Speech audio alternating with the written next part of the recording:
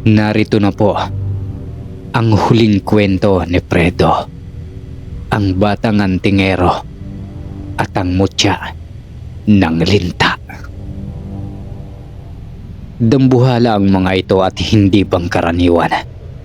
Dagdagan pa ng mapupula nitong mga mata, kasabay ng nag-uusli ang mga ngipin at nagtatalasang mga kuko, kasabay ng walang patid na pagtulo ng laway, kung kaya't alam kong mga aswang ang mga ito. Maya-maya pa ay may biglang sumugod sa aking likuran na hindi ko inaasahan, kung kaya't nakalmot ako nito sa aking mga kamay at naging dahilan upang magkaroon ako ng mga sugat. Aray! Ang sakit! Bata! Naamoy ko na ang masarap mong dugo. Mukhang masarap na pagkain ang aming magiging hapunan ngayon. Sambit ng isang dambuhalang aso na kumalmot sa akin, habang dinidilaan ang kanyang mga kamay na may tumutulong dugo buhat sa akin. Habang hawak-hawak ko ang isa kong kamay na nasugatan, ay bigla akong nagulat sa aking nasaksihan, dahil kusang humihilom ang aking mga sugat. Dahil sa mga nangyari, ay tumakbo ako ng napakabilis at di na lumingon pa. Dahil ang mahalaga ngayon ay makarating ako sa bahay ng matandang albularyo. Mga tanga! Tumakbo na ang ating biktima! Habulin nyo! Utos ng kanilang pinuno sa kanyang mga alagad, kung kaya't binilisan ko pa ang aking pagtakbo. Ilang minuto pa ang nakakaraan at natatanaw ko na ang bahay ng albularyo, kaya ubod ng lakas akong sumigaw at humingi ng saklolo. Tulong! Tulungan niyo po ako! Hinahabol ako ng mga aswang. Kahit anong gawin mo, walang magkakarinig sa pagsigaw mo. Nagulat ako sa aking narinig dahil malapit lamang ito sa akin, kung kaya tumingin ako sa aking likuran. Ngunit wala akong makita. Subalit nang tumingin ako sa itaas, ay doon ko nakita ang mga aswang na patuloy sa paglipad at pagtugi sa akin. Akmang dadagitin sana ako ng isa sa mga ito. Buti na lang at nakahilag ako at mas binilisan ko pa ang pagtakbo, hanggang sa makapasok na ako sa bakura ng bahay ng albularyo. At mula roon ay di na ako tinangkaan pang atakihin ng mga aswang. O ano, hali kayo, subukan niyo akong labanan. Swerte mo lang, bata, dahil nasa teritoryo ka ng albularyo. Pero huwag kang pasisiguro, dahil hindi ka na makakalayo pa sa amin. Wala akong pakialam sa inyo. Pangaasar ko sa mga aswang at nagpatuloy na ako sa bahay ng albularyo. Pagdating ko sa pintuan ng bahay ng albularyo, ay nadatnan ko itong kanina pa palang nagmamasid sa akin sa labas ng kanyang bahay, kung kaya't wala na akong inaksaya pang oras at sinabi ko na rito ang aking pakay. Nang marinig naman ito ang aking pakay, ay mabilis naman itong tumungo sa kanyang silid at kumuha ng kanyang mga gamit, at mabilis kaming bumalik sa aming bahay. Pagdating namin sa bahay ay agad naming tinungo ang silid ng tito ko, na kanina pa palang dumadaing dahil sa sakit na nararamdaman. O Fredo, mabuti at dumating na kayo. Talagang kanina pa si Itay nahihirapan sa sama ng kanyang nararamdaman. Huwag na po kayong mag-alala, kuya. Andito na po si Lolo Domeng, na isang albularyo na tutulong po sa atin. Dali-dali namang inilabas ni Lolo Domeng ang kanyang mga gamit at sinimulan ng gamutin si Tito. Ayon sa albularyo, na namarkahan na raw ang Tito at posibleng naumpisahan na itong biktimahin. Habang patuloy sa paggagamot si Lolo Domeng kay Tito, ay ganoon na lang din ang pagpaparamdam ng mga aswang sa labas ng bahay. Kuya, Natatakot na po ako. Sobrang nakakatakot ang alulong ng mga aswang sa labas. Huwag kang matakot, Anthony. Tingnan mo si Fredo. Nilalakasan ang loob. Subalit naging agresibo ang mga aswang sa pagpaparamdam sa amin. At sa pagkakataong ito, ay may ibang aswang na ang umaakyat sa aming bubungan. Habang ang iba naman ay patuloy sa pagtakbo paikot ng bahay. Habang walang tigil sa pagkarit ng mahahaba nitong mga kuko. May ibang aswang na pilit ipinapasok ang sarili sa maliit na butas ng bintana. Kaya nang makita ito nila Kuya at Anthony, ay ganun na lang ang kanilang takot. Lalo na nang maipasok ng isang aswang ang isa nitong kamay sa butas ng maliit na siwang ng bintana. "Kuya, ang aswang!" Sigaw ni Anthony habang nanginginig na tumingin sa amin ni Kuya Eric. Dahil sa ginawa ni Anthony ay naalarma ang albularyo. Kung kaya't pinalapit ako nito sa kanya at sinabihan na kunin ko ang kanyang dalang gamit. Nang mayabot ko na sa kanya ang dala niyang gamit, ay ibinigay niya sa akin ang buntot ng pagi. At sinabihan niya ako na lakasan ko raw ang loob ko sapagkat tutulungan ako ng mutya kong tangan. Nagtataka man ako kung paano nalaman ng matandang albularyo ang tungkol sa tangan kong mutya. Pero mas binigyan ko na lang muna ng pansin ng mga aswang na talagang agresibong biktimahin kami at maging pagkain. Nilakasan ko ang aking loob at hinawakan ng ubod ng higpit ang buntot ng pagi. At nagdesisyon na ako makipaglaban sa mga aswang. Nang akmang papalabas na ako ng pinto, ay may boses na nakipag-usap muli sa aking isipan at alam kong silibulan niyon. "Fredo, huwag kang matakot. Andito ako upang tulungan ka at protektahan laban sa mga kaaway." "Maraming salamat po, mahal na diwata. Paano ko po matatalo ang mga aswang na yan?" "Bago ka lumabas ng pinto, ayusalin mo ang mga orasyong pangpoder at bakod sa iyong katawan upang hindi ka nila basta-basta tabla ng kanilang mahahabang kuko at pangil." "Ha? Anong orasyon? Hindi ko po alam, mahal na diwata." "Huwag kang mag-alala. Ituturo ko sa iyo ngayon din at pakatandaan mo." Pagkasabi nga ng orasyon ng diwatang silibulan, ay tinandaan ko ito at tinusal sa aking sarili hanggang sa nag-iba ang aking pakiramdam. Tila lumakas ako at ang gaan-gaan ang aking pakiramdam. Nang masigurado kong handa na ako, ay walang patumpik-tumpik akong lumabas ng bahay at ubod ng tapang na kinalaban ang mga aswang. "Andito na ako. Hinahamon ko kayo ngayon." Ang lakas ng loob mong bata ka. Ngayon, ikaw ang uunahin namin. Mga alagad, sugurin ang batang yan." Sa utos ng kanilang pinuno, ay agad namang sumugod ang mga aswang sa akin. At sa isang iglap, ay nagkaroon ng labanan sa bawat panig namin. Ubod ng tapang kong iwinasiwas ang buntot ng pagi na aking hawak. Habang walang tigil ang mga ito sa pagsugod sa akin. At sa bawat pagwasiwas ko sa mga aswang, ay ganun na lamang ang kanilang impit at hiyaw sa tuwing natatamaan ko sila. Dahil sa aking ginawa ay marami akong mga aswang na nasugatan at nabigyan ng labis na pinsala na naging dahilan upang humina ang kanilang pwersa. "Ano mga aswang?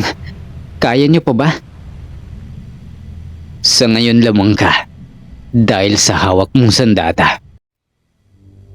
Kung gusto mo talaga ng tunay na laban, aantayin ka namin sa aming kuta upang iligtas mo ang iyong pinakamamahal na tita.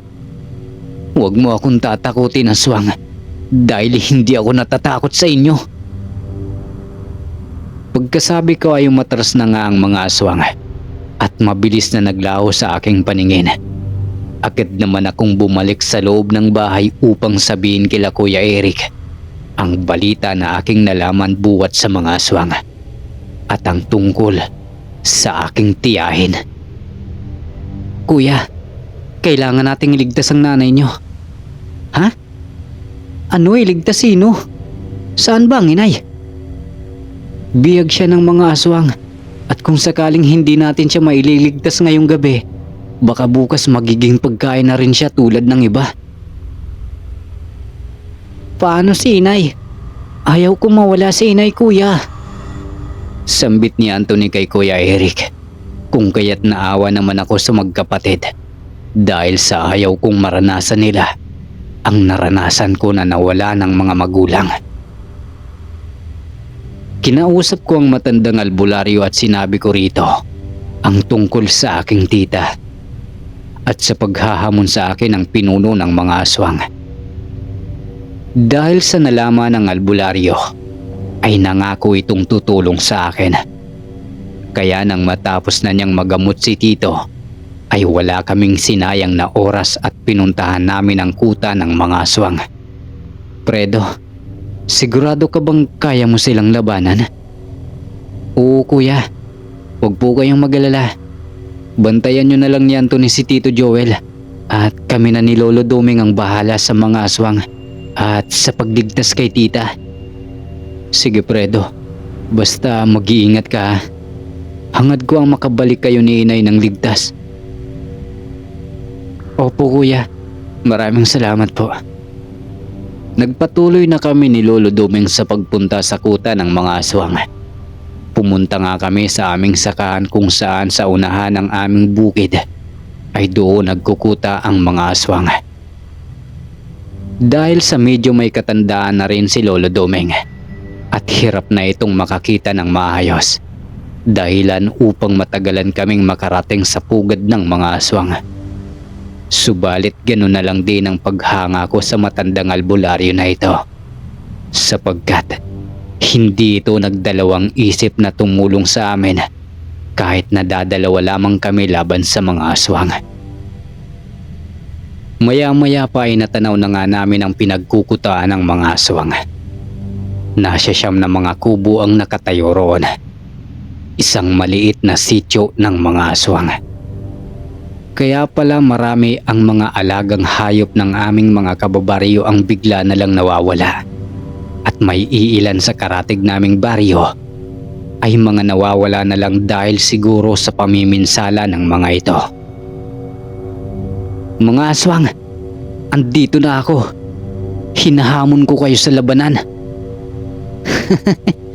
Nagpapatawa ka ba? Kayo lang dalawa ng uugod-ugod ng matandang albularyo na yan? Puro ka dyan salita. Umpisahan na natin. Ganun ba? Mga alagad, patayin niyo ang dalawang yan. Walang ano-ano ay nagkaroon ng labanan muli sa aming mga panig. Kaliwat ka ng pag-atake ang ginawang pag-atake sa amin ng mga aswang. Dahilan upang maghiwalay kami ni Lolo Doming. Walang habas ko ring iwinasiwas ang buntot pagi kong hawak, habang si Lolo Doming naman ay walang humpay sa pagtaga sa mga kaaway. Ilang minuto pa ang nakalipas ay halos maghabol hininga na ako sa pakikipaglaban sa mga aswang. Halos hindi nababawasan ng mga kaaway dahil sa bilis at liksi ng mga ito. Dagdagan pa ng kabal sa katawan na siyang mas nagpahirap sa amin ni Lolo Doming upang magapi ang mga ito. Ano mayabang? Nagsisisi ka na ba sa pagpunta mo rito? Sa teritoryo namin? Hindi ako magsisisi dahil ngayong gabi uubusin namin kayo. Ganun ba? Nakikita mo ba ang kasama mong matanda? Dahil sa sinabi ni Ilyong ay agad ko namang nilingon si Lolo Doming. At gano'n na lang ang aking pagkagimbal. Dahil sakmal na pala ito ng isa sa mga aswang at wala ng buhay. Lolo Doming! Mga demonyo kayo! Magbabayad kayo sa ginawa nyo! Sambit ko rito subalit bigla akong sinugod ng dalawang aswang mula sa magkabilang direksyon. Dahilan upang hindi ko mahilagan ang pag-atake ng isa. Ngayon, asan ang sinasabi mong uubusin mo kami ngayon? Pangungutya sa akin ni Elyong habang hawak-hawak ko ang aking sugat na tinamo. Maya-maya pa ay ganun na lang ang pagkagulat ni Elyong nang biglang humilom ang aking mga sugat. Anong nangyayari? Bakit? Bakit kusang nawawala at humihilom ang mga sugat mo? O bakit parang nagulat ka sa iyong nasaksiyan? Huwag kang mag-alala dahil di lang yan ang kaya kong gawin. Kinuha ko ang aking mutya at hinawakan kasabay ng aking pag-usalpang sa bulag. Nang magawa ko na nga ang aking nais, ay tinungo ko ang kinaroroonan ni Lolo Doming at kinuha ang itak na kanyang ginagamit. Lolo Doming, huwag po kayong mag-alala dahil ipaghihiganti ko po kayo at uubusin ko po ang mga kampo ng kadiliman na yan. Nang makuha ko na ang itak, ay itinali ko roon sa hawakan nito ang aking mutya. At bigla itong nagliwanag kasabay ng enerhiya na dumadaloy sa buo kong katawan. Sa ngayon mas lalo pa akong lumakas at nakaramdam ng gaan sa katawan. Ngayon, pagbabayarin ko kayo sa lahat ng inyong ginawa. Mga alagad, lusubin at paslangin niyo ang batang yan.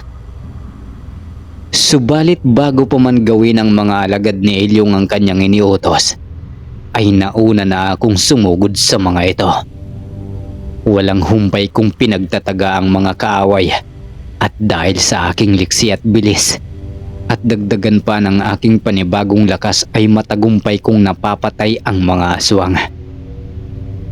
Nang makita ng mga aswang na unti-unti na silang nauubos, ay natigilan sila.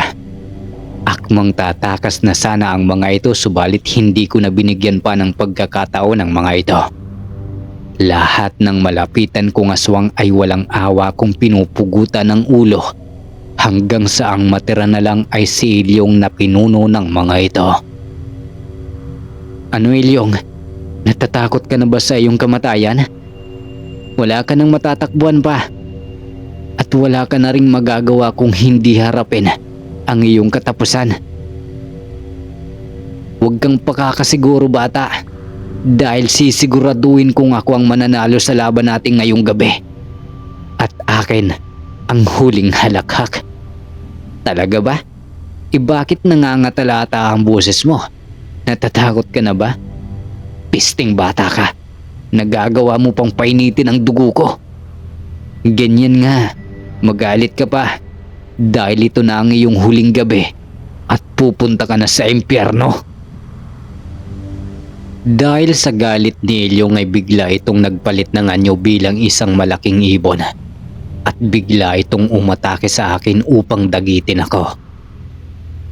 Nakailag naman ako buhat sa mahahaba nitong mga kuko at nang muli itong umatake ay sinalubong ko ito ng pagwasiwas ng aking itak. Dahilan upang matamaan ko ang isa nitong pakpak at napasubsob ito sa lupa. Pagbagsak ni Elyong ay ubod lakas ko itong sinugod at ibinao ng itak sa kanyang puso, kung kaya't hindi na nagawa nitong makatayo pa upang lumaban. Sumuka na ito ng dugo at nahihirapan na rin sa paghinga. Ngunit hindi ko pa rin ito pinakitaan ng awa. Hinugot ko ang itak na bumaon sa kanyang dibdib at walang pag-aalangang tinapyas ang kanyang ulo. Nang masiguro kong naubos ko na nga ang mga aswang, ay agad kong hinanap si Tita Marisa sa mga kubong naroroon. At mula sa isang kubo, ay matagumpay ko naman itong nakita at nailigtas. At ang ilan pa nitong mga kasamaan. Bago namin nilisan ang sityo ng mga aswang, ay sinunog muna namin ang lahat ng mga kubong naroroon. pati ang lahat ng mga aswang. At bumalik na kami sa aming baryo. Bit-bit ang bangkay ni Lolo Duming na nagbuwis buhay alang-alang sa amin. Buong baryo namin ay nakiramay sa dalamhati sa pagkawala ng aming albularyo na nagbuwis buhay.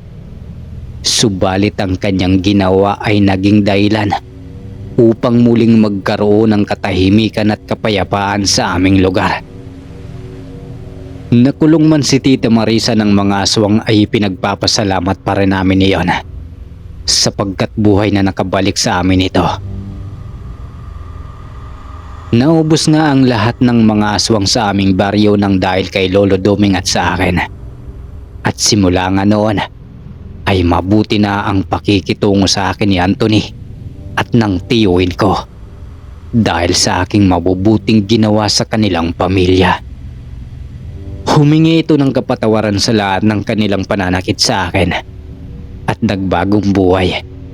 At simula nga noon ay naging maayos na ang pakikitungo sa akin nila Tito Joel at naging mabuti na rin ang aking pamumuhay at pinapasok na rin ako nila Tito Joel sa paaralan kasama nila Anthony.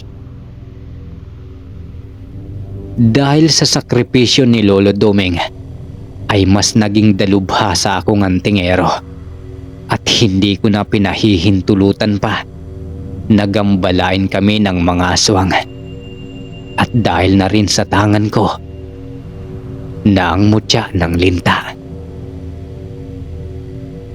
At dito na rin magtatapos ang aking kwento na pinamagatang Fredo, Batang Antingero at ang mutya ng linta. Wakas. Ayon.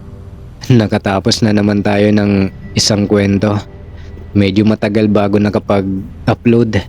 Matagal bago na natapos yung pinali ni Fredo. Pero masasabi ko sa kwento, napakaganda. At sana may kwento pa si Fredo tungkol sa pagiging dalubhasa niyang antingero at sa mga naranasan niya bilang antingero. Yun lang. Kayo, gusto nyo bang malaman ang naging buhay ni Fredo sa pagiging antingero niya? Comment lang po kayo sa baba. At kung meron man, maghihintay tayo. Hintayin natin ang update ng sender natin. At habang naghihintay kayo ng kasunod nito ni Fredo, meron tayong ilalapag na kwento rito na true story. Kaya pakihintay na lang at sana magustuhan nyo yon dahil naging alamat yun sa probinsya ng Bicol. Ilalapag na rin natin yung umpisa nun kasi magiging series daw yun eh. Kaya yun, pakihintay na lang, paki-abang-abangan at sana magustuhan nyo rin. Yun lang. Salamat. Salamat sa inyong lahat. Shoutout sa lahat ng mga sumusuporta at nakikinig, nagtsatsagang makinig sa kwento ni Sir Nerd ng Fire Eye Tagalog Horror Stories. Yun lang. At nga pala, medyo babaguhin natin yung hindi naman siya babaguhin. May dadagdag lang akong pangalan sa channel ng na Fire Eye Tagalog Horror Stories.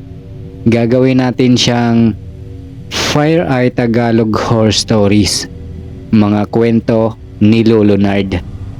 At babaguhin ko na rin siguro yung pagnanarrate ko. Siguro magiging boses matanda yon o ewan. Basta sana magustuhan nyo pa rin kahit ganon. Comment lang kayo kung gusto nyo yung ganon. At yun lang. Salamat sa inyo.